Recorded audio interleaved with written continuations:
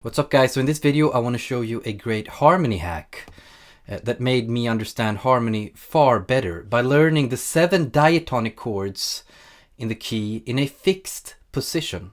And the great thing about guitar is you can so easily transpose it to any other key. So it's really cool, and it made just harmony more clear to me, because the difficult thing is when you play different songs in different keys and you play the chords in different positions, it becomes confusing. And you really just want to be able to visualize the 7 diatonic chords very quickly and be able to identify them. So this will help you do that. Let's do it in the key of, it doesn't matter what key actually, let's do it in D major. And I'm going to show you the positions for the chords.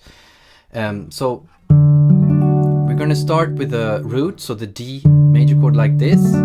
And I like to call this the C major shape. So you have the basic, C major chord here. You just shift that up with D in the root, and then you have to bar a little bit here. So this is our 1 chord now, and I'm not playing it like this.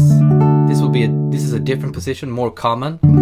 But we're gonna play it like this: 1, 3, 5, 1, 3.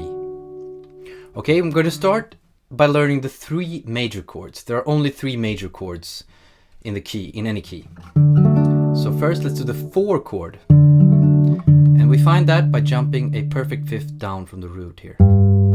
A power chord basically. So 1 chord and then 4 chord here. We're going to play it like this. I'm sure you recognize this shape. G major in this case.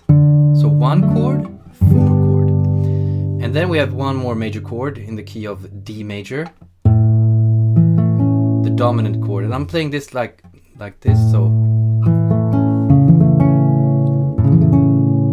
I'm barring it a bit. So we have 1 chord, 4 chord, and then 5 chord like this. It's important that you play it in this position, because it's again to make you easily identify the chords and visualize them on the fretboard. So 1, 4, 5, or like this.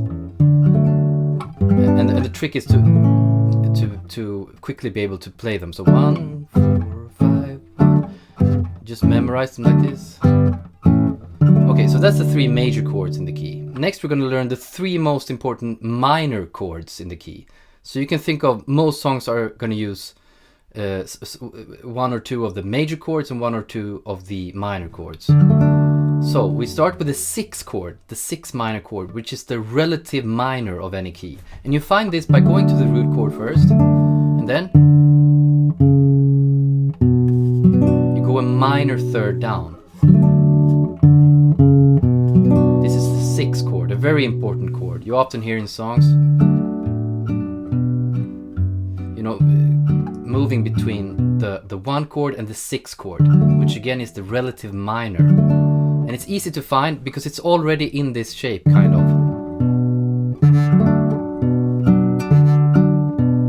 Okay, so that's the 6th minor chord. Next, let's do the 2 minor chords, and you find this by simply jumping from the root here, the 6th minor chord, down, and play it like this. So 2 minor, 6 minor. And to find the 3 minor chord, number 3 in the scale, you go up here. So from the 6th minor chord you go up. So let's do the 3 minor chords: the 6th chord, the 2 chord, and the 3 minor chord. So you just want to habituate those 3. And maybe now you can practice shifting between the major chords and the minor chords. So for example, I would practice it like this: 1, 4, 5, and then 6, 2, 3, 6, 1, 5, 4, 6, 2, 3. Now the cool thing is we have learned these chords in a fixed position, so it's pretty easy to quickly jump between them.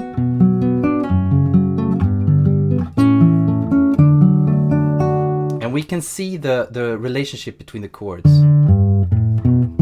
very easily by having played them here very close to each other. Now there's one more minor chord in a diatonic key. That's the, let's say, the weird chord, which you can find a half step below the root chord. And it's this half diminished chord.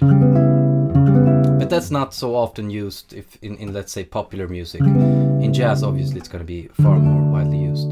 Now the cool thing is with guitar, now you can transpose this to any key. Let's say you want to do it in F major. You just jump up to F here. Then you have you can quickly find the different chords. 1, 4, 5, 1, 6, 2, 3. It's also a good idea to play them in succession. So 1, 2, 3, 4, 5, 6. Cool, huh? So now let's play a song, and you're playing with a singer, and the singer wants to change key all the time. Well, she wants it in E flat. Let's pick a song. Over the Rainbow. So now we're in E flat. So now let's pretend you've learned the chords. Somewhere over the rainbow, skies are blue. No, she wants it in I don't know, G major. Well, you played exactly the same position.